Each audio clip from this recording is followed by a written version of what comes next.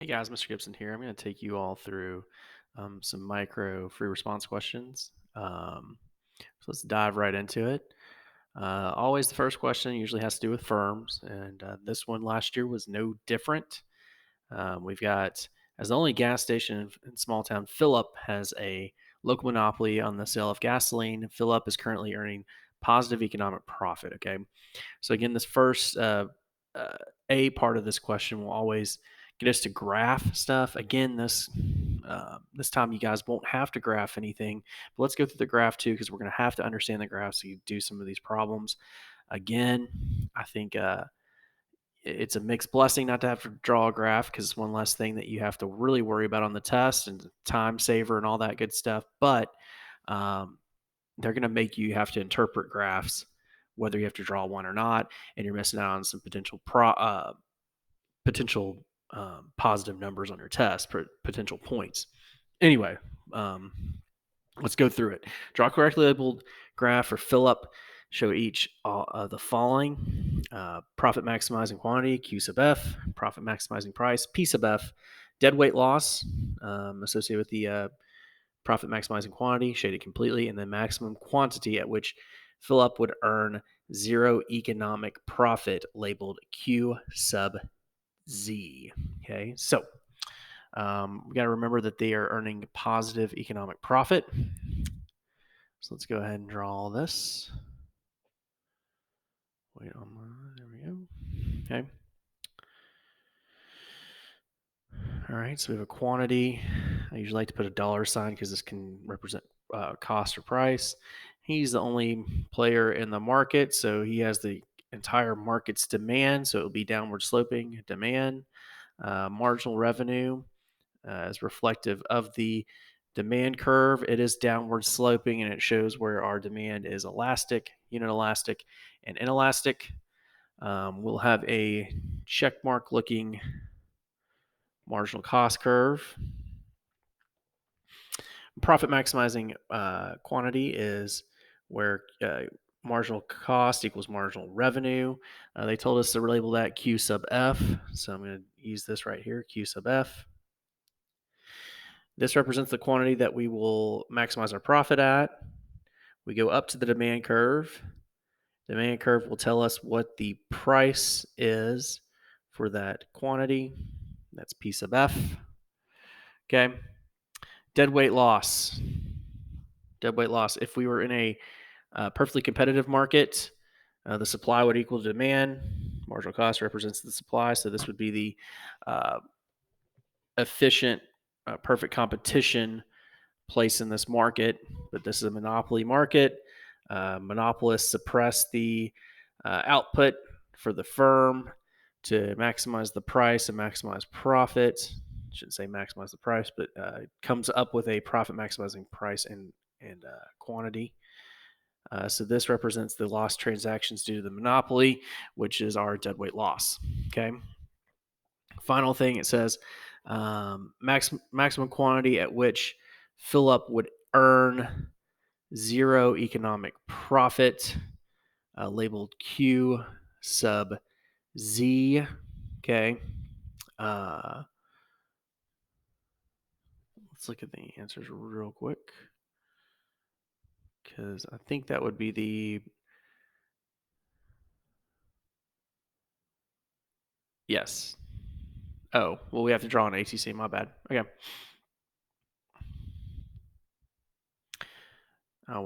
Had to get myself straight there real quick. Okay, so I need to draw an ATC and remember a couple things here. So ATC, it's going to have to minimize where it crosses the marginal cost curve. Okay, it also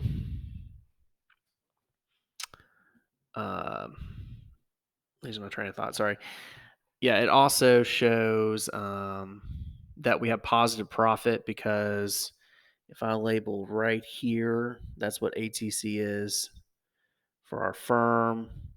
That shows positive economic profit right there. That's not something we had to label in this problem, but just want to point that out.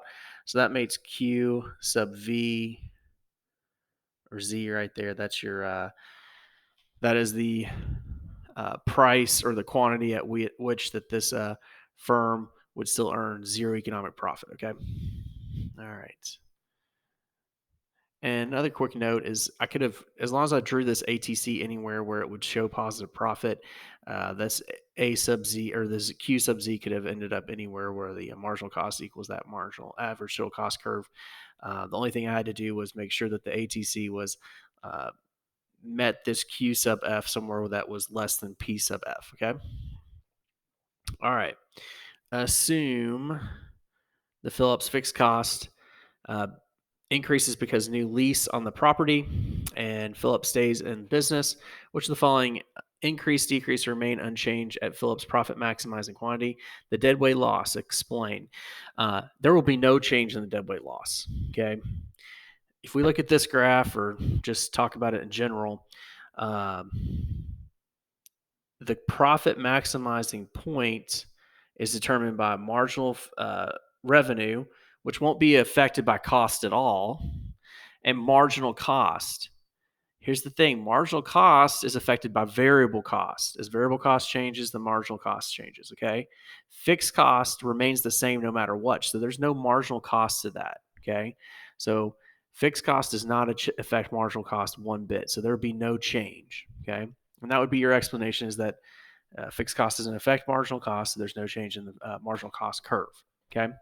Now there is a change to this average total cost curve. Fixed cost does affect average total cost. It would drive your cost up, so it would actually make this average total cost curve increase. Maybe it wouldn't increase like that, but it could. If it increased like that, we'd actually be in a place where we'd have a loss. Okay.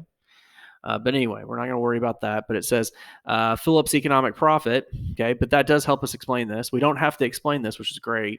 But this does help us explain. So it's going to shift the average total cost up. And maybe they won't have a loss. But one thing is for sure, they will lose profit. There won't be as much profit. Okay. The profit will decrease. Okay.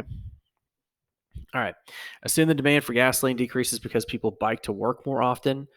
What must be true to continue operate? What must be true for Phillips to continue to operate in the short run?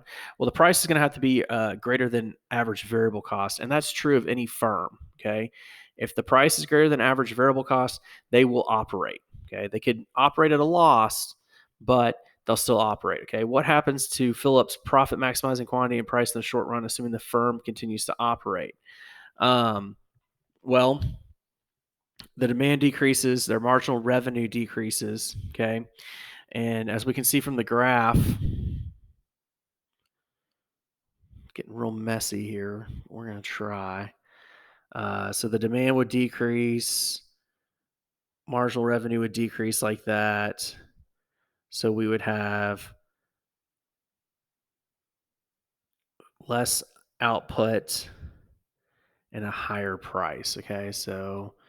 Um, so the quantity would decrease and the price would increase. Okay. In the short run.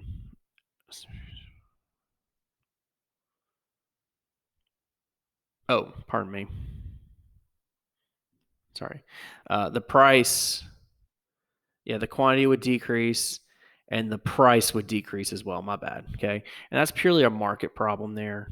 We're having a supply, the demand goes down, price goes down, and quantity goes down. Okay. So it's just a supply shift, basically. Okay. You can see it on this crazy graph, but you can also see it a little clearer on this graph. Okay. All right, let's look at the scoring guidelines, make sure we're all squared away. Um, oops.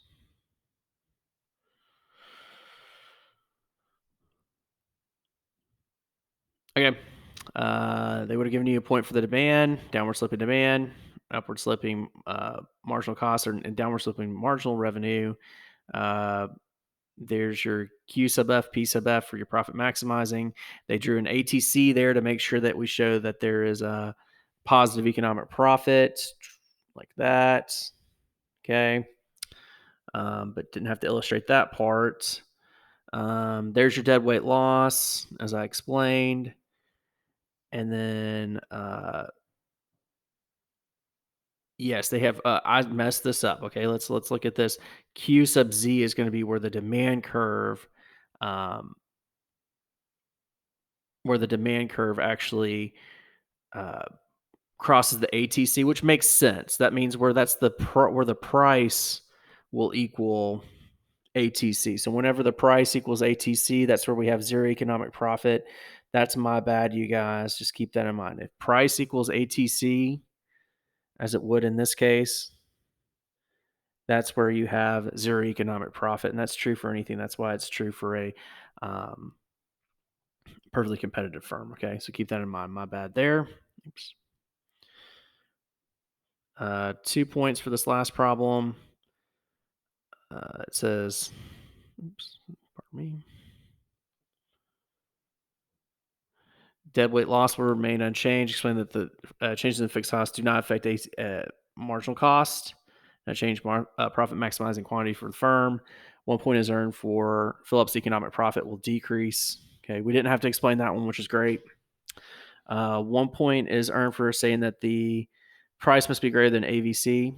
Okay, and that's just true for any firm. That's just a basic question. It didn't even really apply to any of the graphs that we drew on this one. 1 point is earned for saying that the profit maximizing quantity and price will both decrease. Again, my mistake was even just drawing it on the graph. You didn't even have to draw it on this graph. That's just simple supply and demand. Demand decreases, it'll have a decrease in the quantity and a decrease in the price. Okay, let's move on to number 2. Okay, so we've got this table showing marginal benefit, purchasing water and get X from a grocery store. What is Dana's total benefit from purchasing 2 bottles of water and 1 unit of good X? So for water, okay, her first bottle of water gave her 24. Might do it on the other page just to.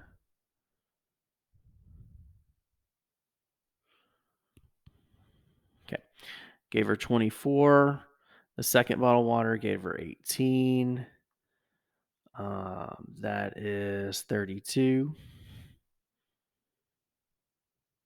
I'm sorry, 42.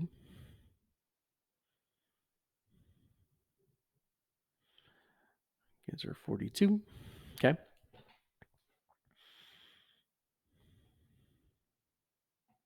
All right. And good X, 24. So that add 24 to this. That first unit of 24 of good X, 6. So this would be a total of 66. Okay, 66.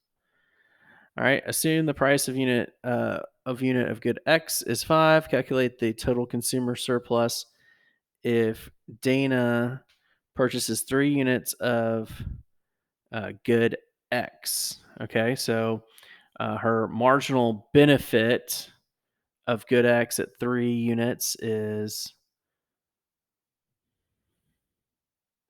12 minus the marginal cost is 5. So that leaves her with 7. So it should be 7. Okay. So our marginal benefit is 12 for that third unit. Marginal cost is 5. So there's a surplus of 7 for that third unit for her. All right, now assume that the price of bottled water is $3 and the price of a good X is $6. Dana spends her entire budget of $30 on bottles of water and get X. Explain why Dana does not maximize her benefit when she purchases 2 bottles of water and 4 units of get X. Explain using marginal analysis. This is where we're going to have to remember that people maximize their utility. It's a marginal utility per price. So marginal utility per the marginal cost of whatever, we'll call this WPW, versus marginal utility of good X over the price of X. Okay. Her marginal, so we're looking at what? 2 bottles of water. So her marginal benefit or marginal utility of water at 2 bottles of water is 18. The price is 3. Okay. So this gives her a 6. Marginal utility per price is 6. And this is versus uh, good X, 4 units of good X. That's 6. The cost is $6. So that's 1. 6 is greater than 1. That won't work. Okay. They need to be equal. Okay. So she would need to increase her um, increase the amount of water that she's purchasing and decrease the amount of X, so that these would uh, equal each other. What are the optimal quantities of good X and bottles of water at each of these prices? Okay. So again, I'm going to do this analysis where I'm going to divide everything by the price, but divide the marginal benefit by price, and see where we get something that's equal. Okay. And we also are going to have to check that it meets our budget constraint of $30. Okay. All right. So 24 divided by 3 is, oh Lord, I'm losing my train of thought.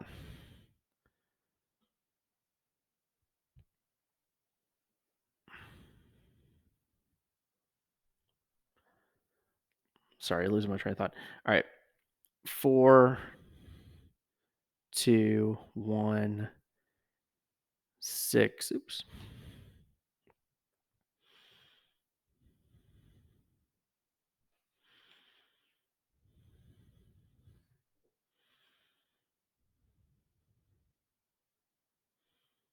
And 8. Oops.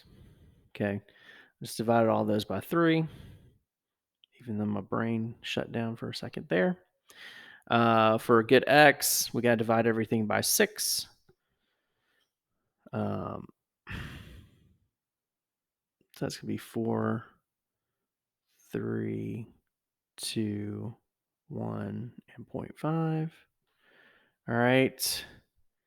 So there's a few places that would be equal.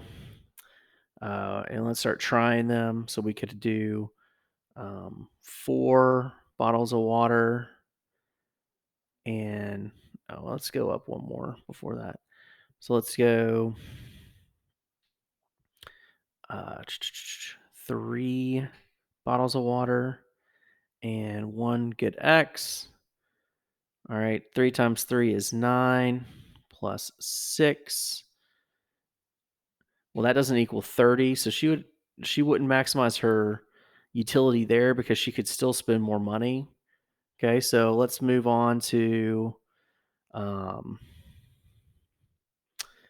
4 bottles of water. Okay, and 3 good X. So that's 4 times 3, which is 12. 3 times 6, which is 18. Oh, bingo. Okay, that is 30. So that's her optimal because she's spent all her budget constraint and she has the same marginal utility per price for both. So 4 bottles of water and 3 of good X. Okay. Suppose the price of unit X drops to $3. Calculate Dana's cross price elasticity of demand for bottles of water with respect to price of good X and state whether the two goods are substitutes, okay, or complements. Show your work. Okay, so cross price elasticity, if you guys remember, and I did make a video for you guys about this, is the percent change in quantity of, we'll say water over the percent change in price of X. Okay, so, um, oh, okay, yeah.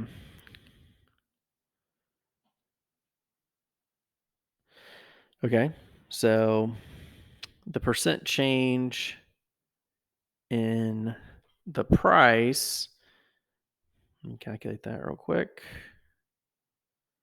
goes from $6 to $3 divided by the original was 6. That's negative 1/2. Okay, negative 50%. Might end up just using the fraction anyway. All right.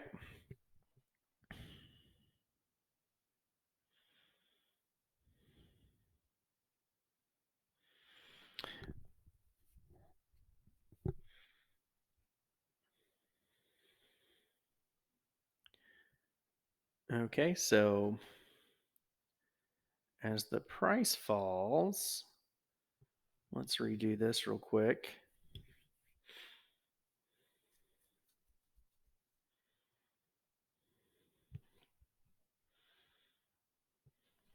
Okay, I'm going to divide all this by 3, so it'd be 8, 6, 4, 2, and 1. Okay, and we went from consuming 4 to consuming,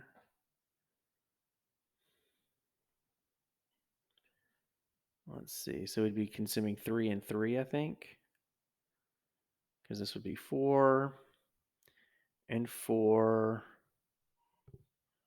Well, that'd be only 18. Yeah, that'd be only 18. Be 5 and 5.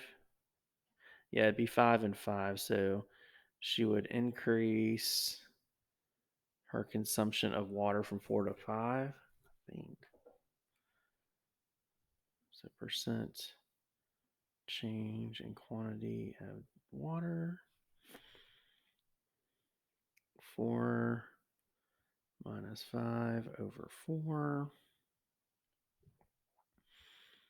Okay. And that's negative 1/4, which is negative 25%. So negative 25% over negative 50% will give us 0.5, the cross price elasticity of 0.5. It's positive, okay?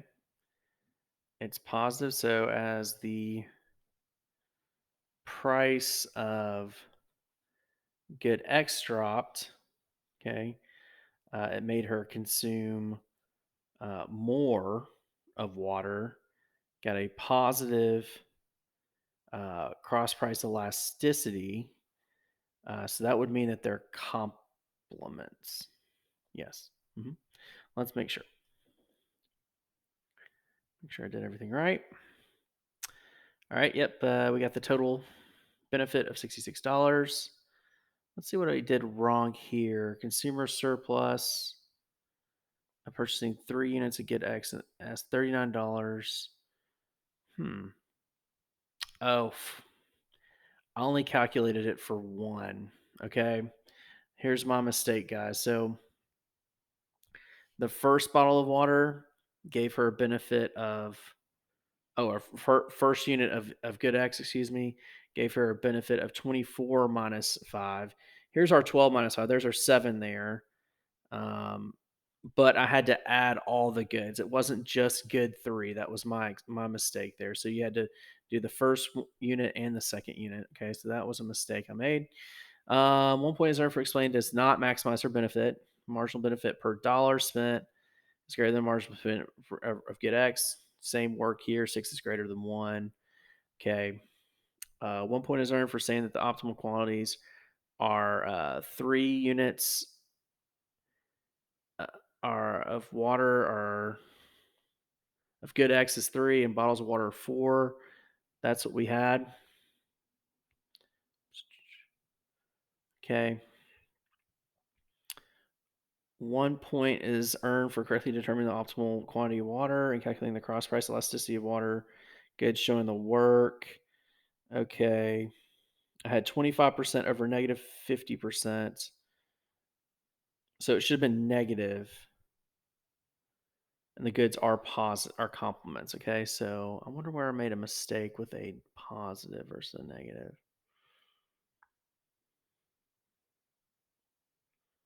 Oh, here's my mistake. No,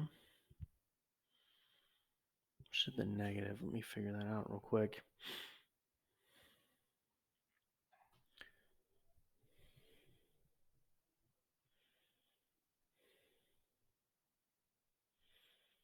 Percent change in price is 50%.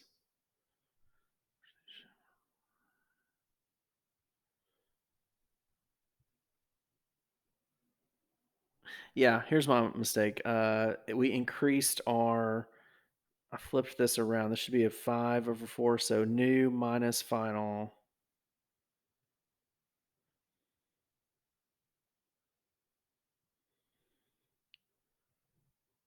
New minus original. New minus original. Yeah. And oh, here's a quick mistake here that too. This should have been a 3. No, it's 6. Okay, that's the original.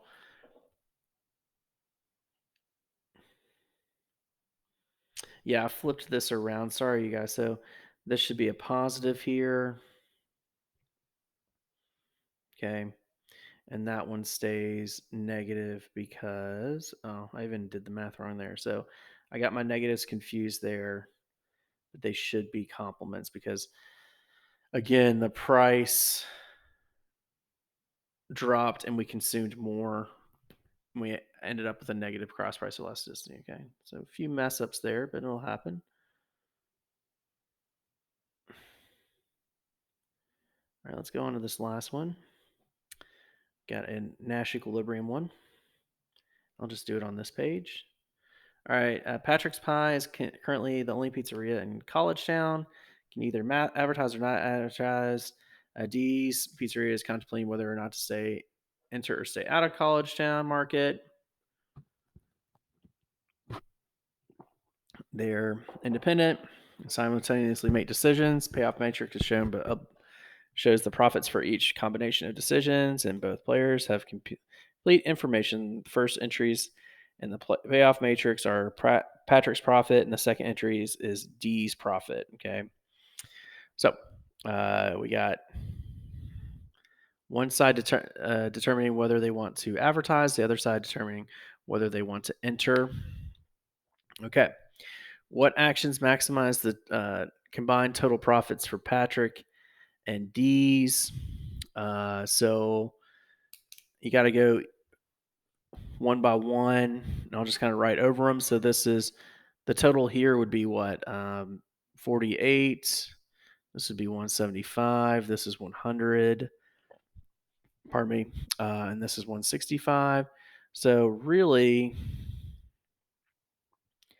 if D stays out and Patrick advertises, that's it's the most combined profit. Okay. Conditional on your part response in part A, does Patrick's Pie or D's Pizzeria have an incentive to cheat on this combination of actions that maximize the combined total profits? Explain using numbers from the matrix. Uh, sure, they do. Let me see. Let's see. So, pardon me, they don't. They don't. I'd say no because if D enters and they advertise, they're going to have a -2 profit. So, and then if um, Patrick decides to not advertise, he only gets $100. So, yeah, there's no real incentive there. Okay. Um, so, Patrick Pie's dominant strategy. So they're deciding whether to advertise or not advertise. So let's see if they advertise. We're just going to ignore this part. No, excuse me. If D enters, let's see what they should do. They shouldn't advertise if D enters. Okay. If D stays out, um, if D stays out, they should advertise. So they don't have a dominant strategy. Nope. Uh, the Nash equilibrium, I'd say it's the advertise and stay out. Ignoring antitrust considerations, suppose that Patrick D's Pizzeria, $20. Patrick pays D's Pizza if D chooses to stay out. Okay. Redraw the matrix using players, actions, playoffs, showing how, uh, and then we're going to find a Nash equilibrium for that. I feel like I've probably messed something up, so bear with me.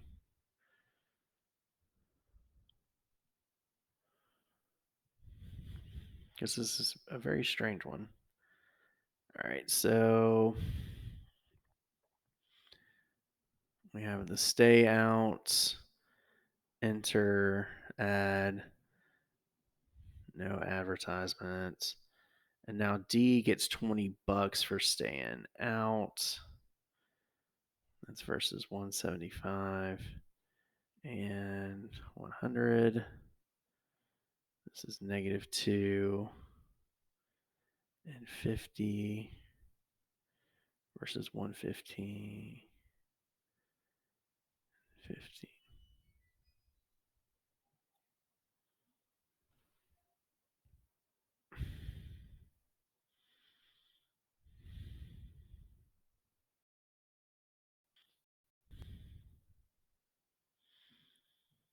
Yeah.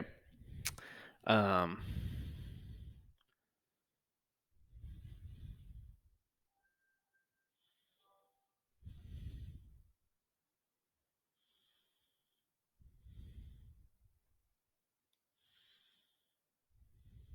come on.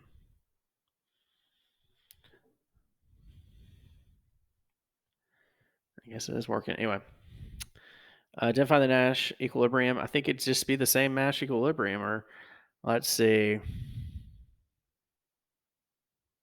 Yeah, it'd be advertise and stay out. All right, let's see what this says about it. Very strange.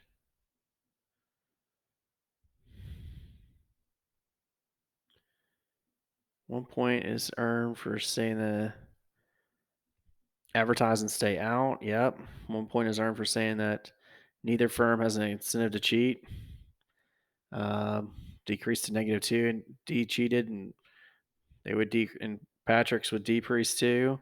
1 point is earned for saying that Patrick's does not have a dominant strategy. Yep. 1 point is earned for saying that the Nash equilibrium is do not advertise. Oh, there's two. Oh, well, do not advertise and enter versus advertise and stay out. Um,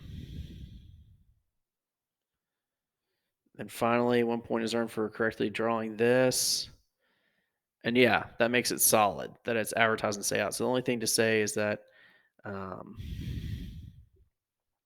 only thing that's different is that there's only one Nash equilibrium here versus there's two here, and we can see that because if both were to choose to enter and stay do not advertise, there's no incentive to cheat. If he advertises, he he loses money, and if Patrick stays out, he also loses money. So there's two Nash equilibria here. But once we redraw it, you clearly see that this is the only Nash equilibria because now there's um, there's an incentive to cheat because he can come over here and stay out. Okay, so that's the one thing I did wrong with that. All right, thanks for the attention.